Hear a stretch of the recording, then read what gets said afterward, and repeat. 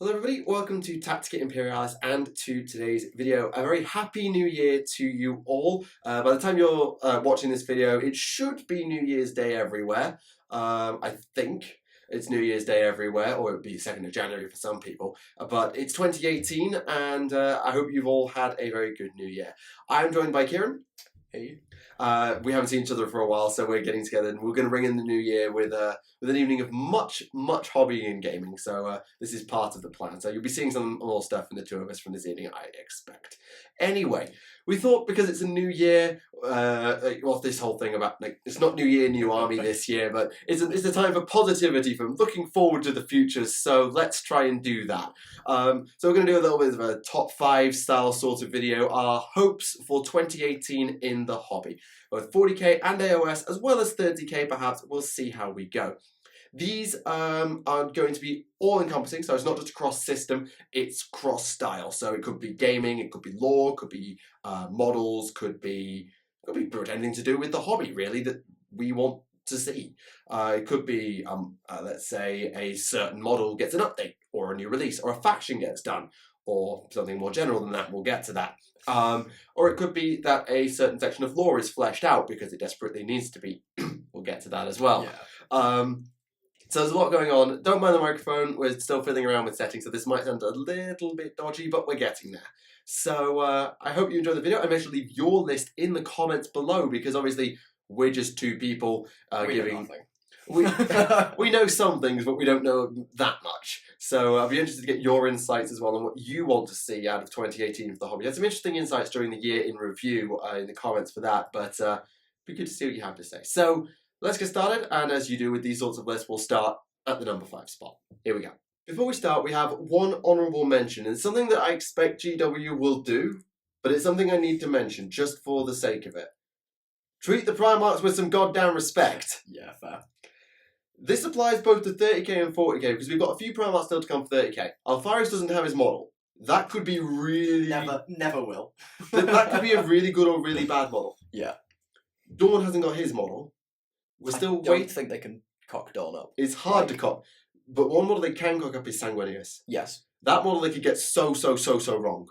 It's because the face will be the make or break of Sanguinius, won't it? Because he's supposed to be incredibly attractive, and they're gonna get it wrong. Yeah, and you've got Lion, who's going to be an interesting one to see. Yeah. I think that's actually everybody. I'm trying to think off the top of my head if there's any other primals we haven't got yet. Oh, that's all. I think that is all of them. We might have missed one there. It's Jagtai. Yes. Yeah, because I always forget Jagtai can't exist. Yeah. Which they could get. It'll be interesting to see how they mount him. But yeah, that one they could be. 40k, we need to have a talk. Yeah. Magnus came back and was treated with fair due respect. He kicked ass, he took names, and even though he lost because Deus Ex Machina, he was treated very well. Yeah.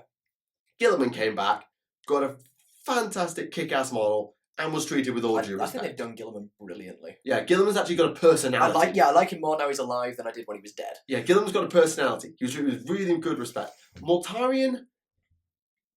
Mortarion never had much character. Yeah, and the problem is Mortarion is basically playing second fiddle, because that's how Nurgle sees Mortarion. He's playing second fiddle to Typhus. Yeah, exactly. Which is kind of a problem. But Mortarion came back, kicked ass, took names, lost to Gilliman because of course he did.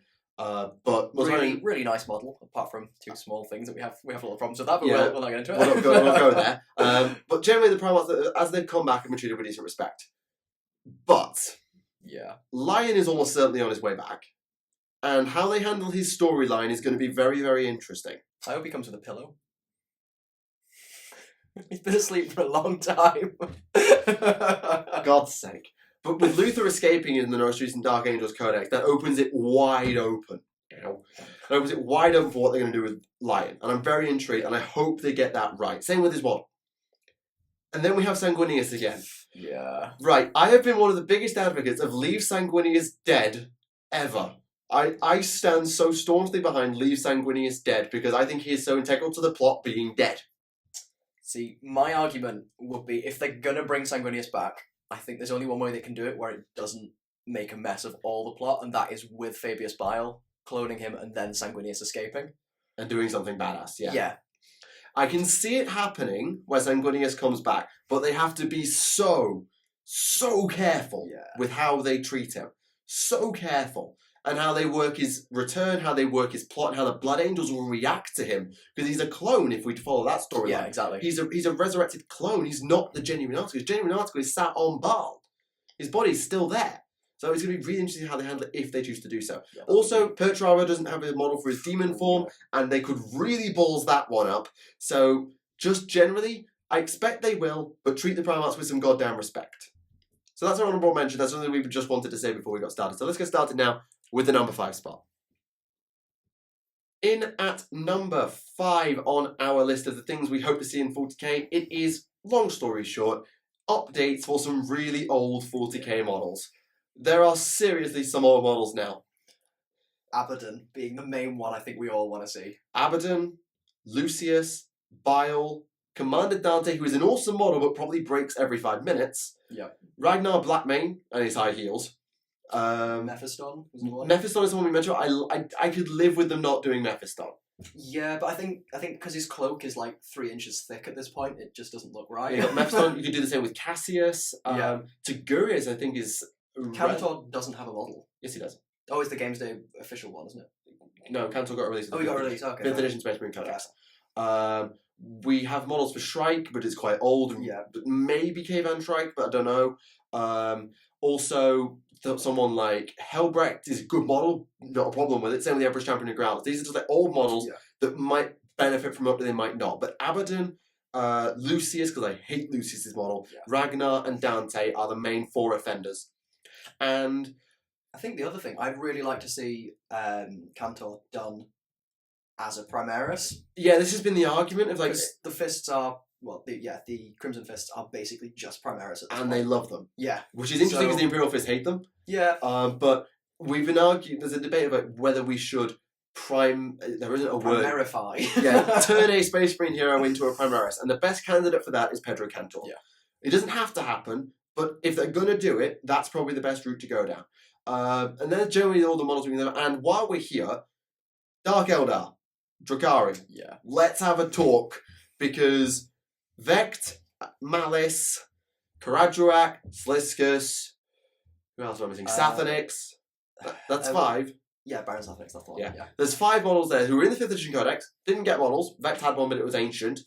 Then got completely removed, and are just gone. Yeah, they really need to bring it back. At the very least, we need Vect back. Because we need a Cabal hero, we need a Incubi hero, which we've got in Drazhar, who could also do with an update for the record. Yes. Lilith for the Witch Cult, and Rakath for the Homunculus, which is particularly important. We'll get on to why in a minute. Yeah. And they are so independent now, particularly the Cabals and the Witch Cults both need a leader. I think Vect needs to come back in some form. It doesn't have... This is on number 5 on the list, because if it doesn't happen, it's not the end of the world. I think Vect as well ties into one of the ones we're coming up with later on. Yeah, we'll come to that later on the list with another 40k entry. But for the moment, it's not a huge deal if we don't get these characters updated. But I think we just need to see some 40k characters get new models, just give them a fresh breath of life, and then it'll look super awesome. Yeah. So that's for now. Let's move on to number 4.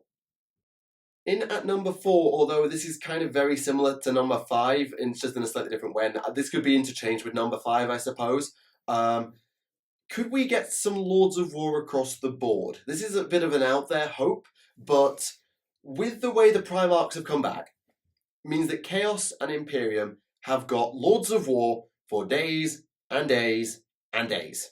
And not just that, really cool character Lords of War models, which is, something every army wants. Yeah, like everyone wants a Guilliman, a Magnus, a Mortarion, and everybody's using Guilliman and Imperium, so it kind of makes sense that Lords of War and character Lords of War should be a thing. Now, we saw this before in 7th edition, where a lot of characters for no real reason moved to Lords of War. Yeah. Ghazghkull and Logan Grimnar, and I think Dante were 3 of the ones I remember. Yeah.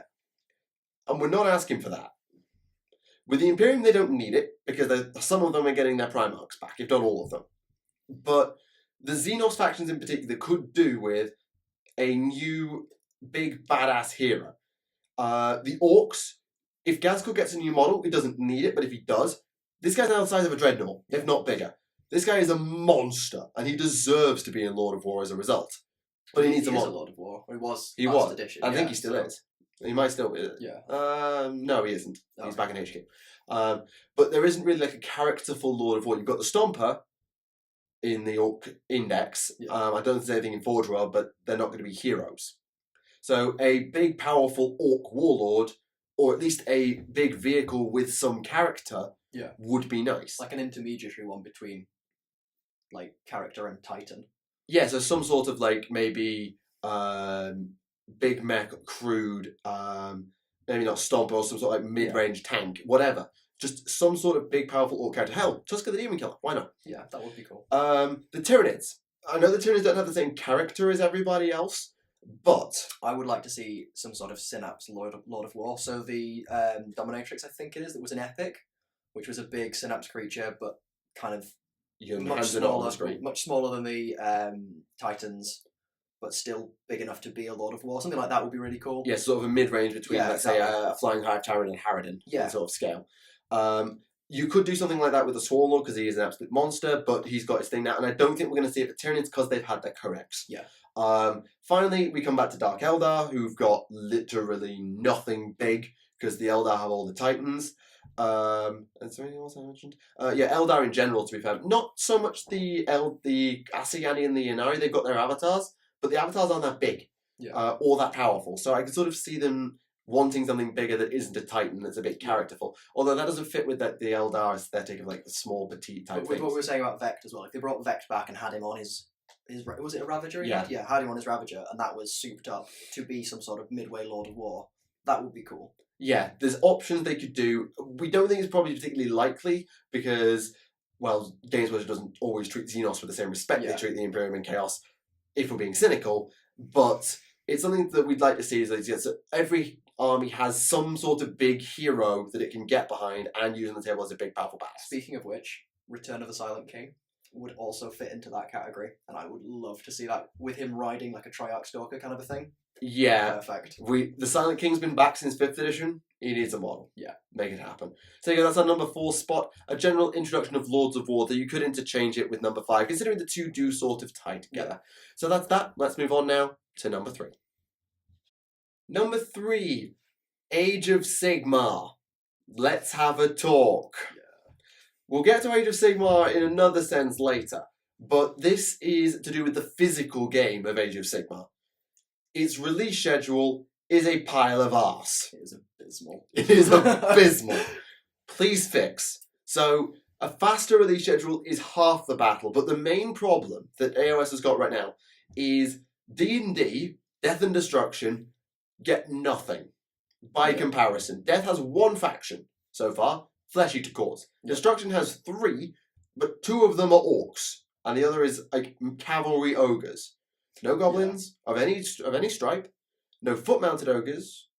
And then I'm kind of running out of ideas of what. Yeah, there's not a lot of in Destruction. But there's not a lot in Destruction. Goblins, I'd like to see. I'd like to see trolls get their own thing as well. I'd like to see the smaller races start to get fleshed out. Yeah, and death is just a cardinal sin. Yeah, like for being such a every faction goes there when they die. They've got to have something going on. And it's Nagash. It's Nagash. We're getting malign portents. We haven't neglected the fact that it exists. Malign portents exist, and that is coming for death, but we don't know what that entails. Is that a campaign book? Is that going to be a huge wave of releases? We don't know yet. So this is a tentative. They haven't fixed it yet, but they're starting to fix it. Yeah. So diverse releases is probably more important, but we also need them at a reasonable pace. Because what sort of happens, and you noted this earlier, is an army comes out, people buy it, and nothing happens. Yeah, because there's still not... Well, it's not even that, because most of the Age of Sigmar releases, they'll release an army, and then they'll sporadically release other little add-ons for the game. So like there was the Firestorm campaign supplement, and there was the Skirmish element, and there was Shadespire, and all those things kind of keep people interested, but don't push the game forward at all. Absolutely, and I've always complained about if there's not enough armies in the game, people are not going to buy the stuff that doesn't have a new book. And the longer it goes without them getting new books, the wider the community is going to get. People who have already bought in, so less people are going to buy in. And those sort of things are problematic. So basically just a wider, faster release schedule for Age of Sigmar. I'm not asking for 40k's release schedule, which is 10 in like 4 months, which is just insanity. But 40k's got to slow down eventually. It's going to run out of codexes. So maybe in the back end of 2018, I'll get the numbers right of it. In the back end of this year, maybe AOS gets to get the 40k treatment and get a slew of quick releases that cover a broad range of stuff that isn't just order and chaos, and we get a nice range that we can go into 2019 and say, right, this game is nearly ready. By which I mean everything's got booked, there'll be a third General's Handbook and all of that sort of thing. It's maybe a little bit out there, but I think it could happen. It's got to happen at some point. So. Yeah, I just like the fact that I remember covering the release of AOS with you on this table 2 years ago. And we're saying exactly the same thing. And we're saying exactly the game balance has been kind of fixed. I mean, it's not perfect. It's still it's getting there. It's getting there. I mean, we had a game earlier. It was basically just Hero Hammer. Yeah, it was. But all that aside, the game balance has vastly improved, and now it's just a case of everything else catching up. And we'll get to the other half of the catching up in a minute. For now, let's move on to number 2. Number 2. 40k's lore. You knew this was coming. Yeah. You cocking knew. What will surprise you is why it's at number 2. We'll get to that in a minute. Yeah, we will. Right. 40k's lore is fantastic. And what we've got at the moment is pretty good. We've got the galactic map. We know where some of the factions are at. We know where the Imperium's at. We know what Chaos is up to. We know what a couple of Xenos factions are doing, which is the Grapple and Eldar and the Tyranids. And now we have a problem. Yeah. Because this is the biggest lore shift since, oh God, at least the 90s, probably. It's the biggest lore shift since they rewrote the Necrons, isn't it, really? Actually, yeah, this is the biggest, but that was a retcon. Yeah, but that's, still shifts the lore. Yeah, it's a big lore shift, but that was a retcon. Yeah. This is the first time the plot's moved that I can remember. Yeah. Like, we've had little things, but late 2016 into 2017, 7th edition was the year of the plot moving. Yeah. Excuse me. And now we need to catch up. Because the plot just did that. Yep.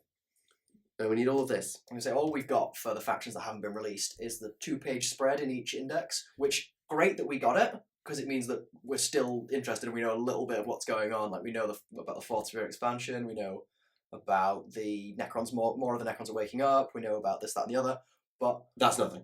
Yeah, it's what? 200 words per faction. Yeah, like we got probably as much information on the 4th Sphere expansion in a tiny little blurb in the Blood Angels Codex as we did in the Tau Index.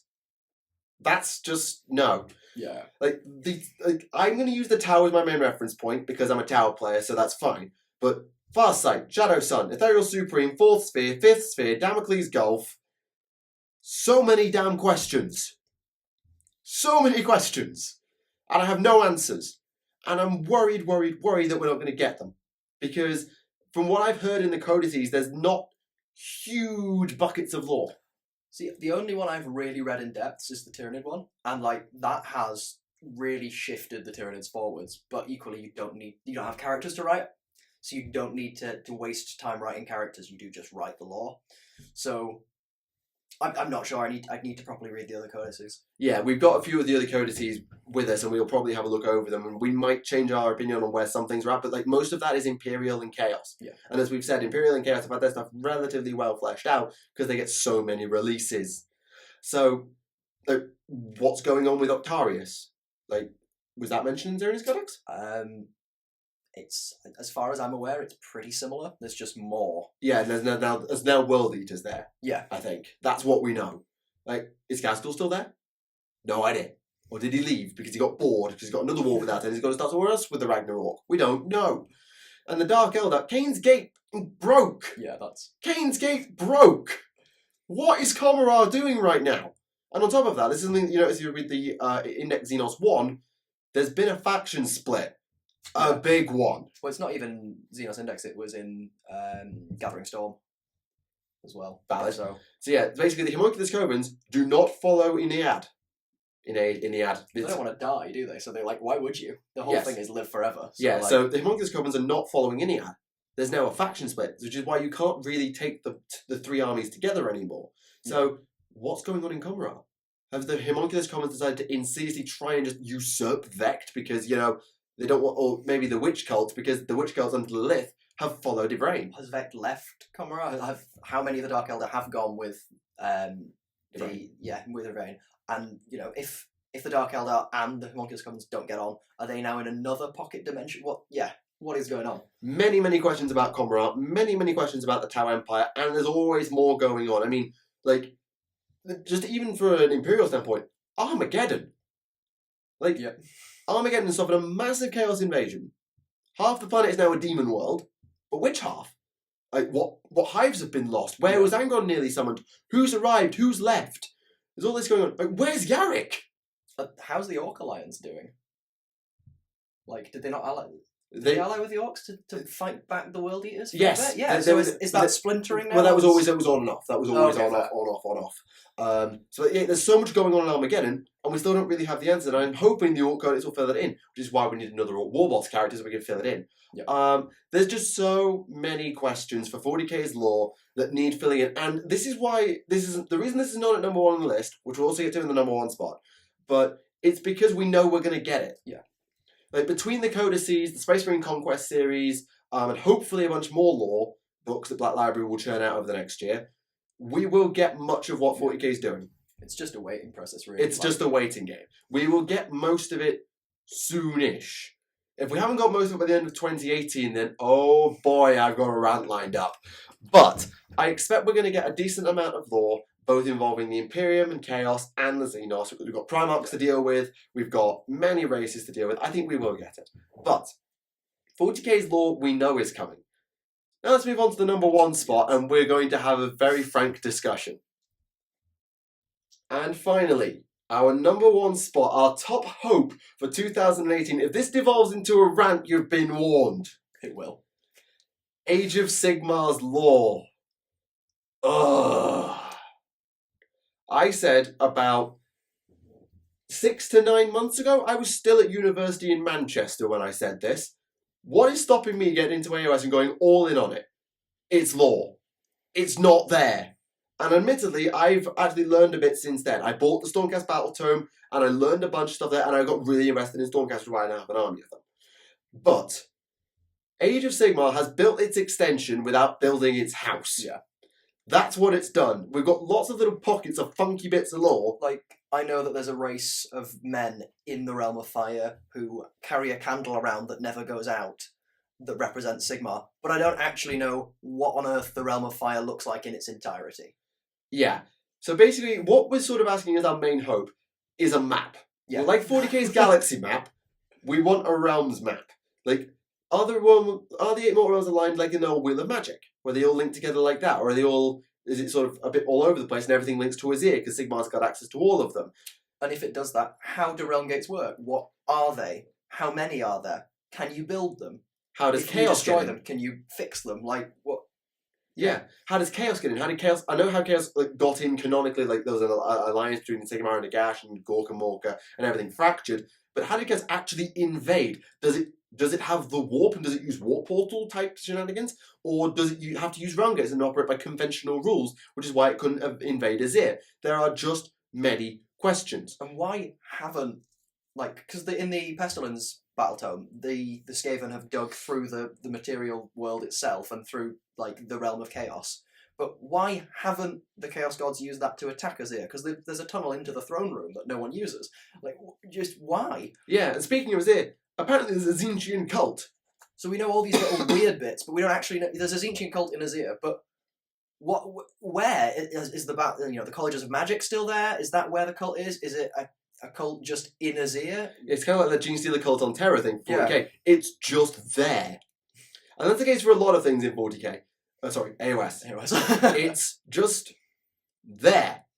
And you don't know where it is in relation to anything else. There is no context. And there are 3 particular factions we need to talk about. Yep. Death. What the hell? I mean, I know we're getting malign portents, so I don't know what that's going to entail. I mentioned this earlier. But what the hell's going on in the Gash? Death needs a book like Archaon's Ever Chosen that is just there to flesh out the lore of Nagash. Yeah, and because we know Nagash got his ass handed to him by Archaon, that was a canonical scenario, and I think in the old General's Handbook, that happened, and Nagash got his butt kicked. But where's he at now? Where are the Mortarks? Why everything with Nagash? And then we've got the 2 Elven factions. Tyrion, Malerion. One's in the Realm of Light and has apparently kidnapped Slanesh. The other one's in the Realm of Shadow and might have also kidnapped Slanesh. Mind blown. This is galaxy-shaking stuff. A Chaos God has been kidnapped, and they don't know where he is. He, she, it is. And this has just been a complete plot point that's been not fleshed out at all. I'm sorry if you're getting feedback on the mic, by the way. I don't know how loud this is coming through. But god damn, what has been going on with Slanesh? So the 40k equivalent of this, then, would be knowing that Terra is in whichever segmentum it's in, but not knowing any other planets in there at all.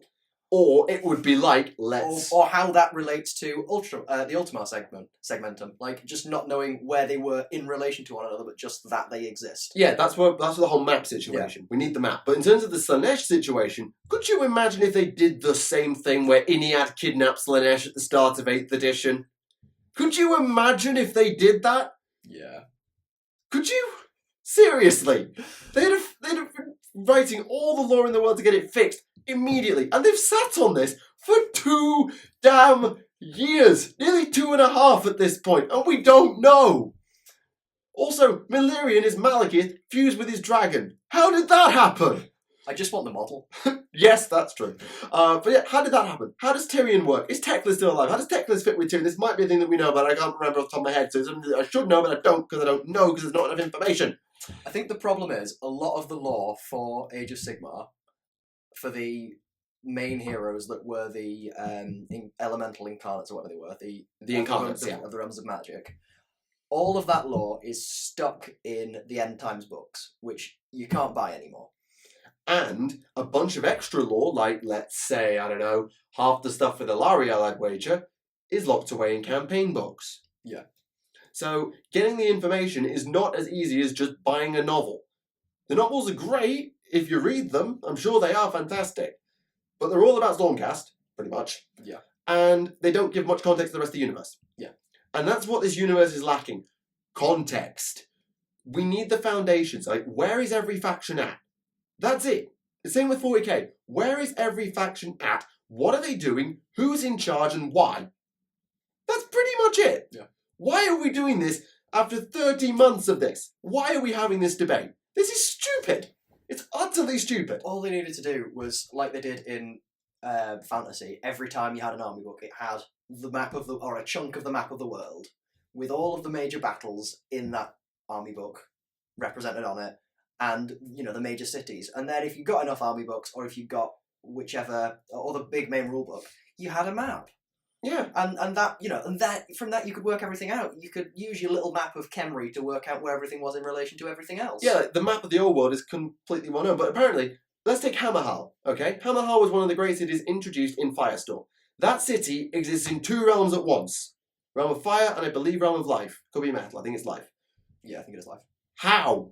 Why? Has it got a realm gate in the middle? Is it actually on the border of these 2 realms? Do realms even have borders? Or is it all the parts of the city are in both at once? Or is it half the city's here, half the city's there? Nothing makes sense. There is just no context for the universe, and we just need that desperately. So even if we get no models, I'm out on a limb here.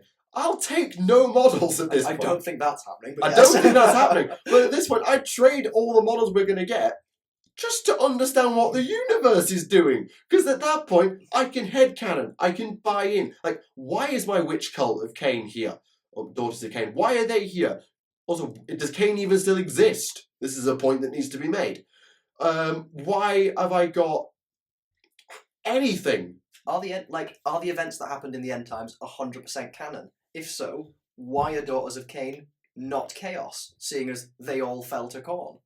Yeah, this is a valid point. Which bits apply, which bits don't? Yeah, who's alive? Like, I don't know if Teclis is alive. Teclis was like the man elf thing. The man elf. The man elf thing in fantasy in the End Times. Like, he was the instrumental thing for the entire plot. And I don't know if he's alive or dead. I think he is alive. I think there's a sentence devoted to him somewhere. A sentence. A sentence to Teclis. Yeah. It's just shocking how bad AOS's lore is. And I'm sorry that we had to rant to make the point. But if AOS doesn't get its lore in shape in the next 12 months, there are just going to be problems. And this is the problem that the game is always going to have if it doesn't do what 40k has been doing for the past 30 years. Yeah. Which is getting its plot at least fleshed out. It needs a basis. You can have all the cool armies in the world, but I wouldn't care about Tau if Tau didn't have awesome lore. Because they're bullshit on the tabletop. Excuse my language. Well, that's the thing, isn't it? Like, if you're going into the very few new collectors will come in because of the lore. They'll This is go, true. "Yo, that army looks really cool." But the reason they'll stay in the game and buy, once you've got, say, 2,000 points, you don't need to buy anymore. You buy it. Well. No, but like, you know what I mean? To play games, you can stick with that and that can be the end of it. Yes. Past that point, you are collecting. And the main reason I certainly collect is from a lore perspective, to go, right, this is an army that fought in that battle, or this is how they operate. I will collect my army as such. Completely seconded. Like, my entire Tau army exists because I read Farsight's lore. So while Age of Sigmar might be really easy to get into, it's not easy to get past those first 1,500 points, because there's just no point. Yeah, like... Why are you doing it? Yeah, exactly. Like, all my Elven stuff. Like, my Stormcast, I can go huge with my Stormcast stuff, because I've been able to use what I know about the Stormcast Eternals to create a backstory. With my Witch Elves, oh yeah, sure, I collected up to like 600-700 points, and then you have to move things around because they changed all the factions in the General's Handbook. But I have an army, but I don't have the same drive to go and get more. Yeah. And the same applies across the board for my elves. Because I don't know why they're there, what they're doing, or how. I'm not invested, I'm not going forward, and I'm not interested in going past a basic army that gets its ass kicked because it doesn't have anything in the General's Handbook. Cough, we need more releases. Yeah. So there you go. That is our top hope for 2018. Fix/actually fill in Age of Sigmar's lore. Yeah. Then you can deal with 40 cases. 40 cases is getting there, and we know we're going to get it anyway. But AOS desperately needs it. So there you go. That's our list for our top 5+1 hopes for 2018. And we do hope you have enjoyed it. Let us know what you think of our list in the comments below, and give your ideas of what you want to see in 2018. What are your hopes for the hobby this year? Are you hoping that your favourite hero gets a new model, that such and such a rule gets balanced? Because you notice we didn't talk about rules once because we don't know enough about them. Yeah. And Games Workshop seem to be pretty much on top of that. So we're going to leave them to it. So is it a rules pass? Is it a model? Is it a lore change or an update or just a filling in of gaps? Is it 40k? Is it AOS? Is it 30k? Whatever it happens to be, let us know in the comments below. We'd be very intrigued to see what you have to say. With all that said though, this has been Tactica Imperialis. I do hope you've enjoyed the video, and a very happy new year to you all. Happy New Year, guys. Thank you all for watching, and goodbye.